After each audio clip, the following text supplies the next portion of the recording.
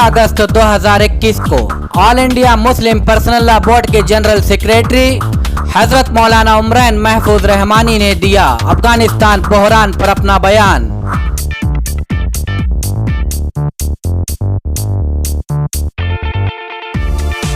Tweet के जरिए मौलाना मोहतरम ने कहा कि अफगानिस्तान में तालिबान की फतेह इस बात के इजहार के लिए बहुत काफ़ी है कि जंगें जहानत और ताकत से नहीं, अल्लाह पाक की मदद और नुसरत से जीती जाती हैं, और ये भी कि कुरान की ये आयत अपने अंदर अब्दी सदाकत रखती है कि उसके बाद मौलाना मोहतरम ने कुरान करीम की ये आयत तहरीर फरमाई।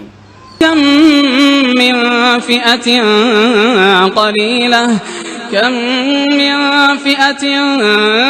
क़लीलतिन ग़लबत फ़िअतन कसीरतन बिइज़्निल्लाह।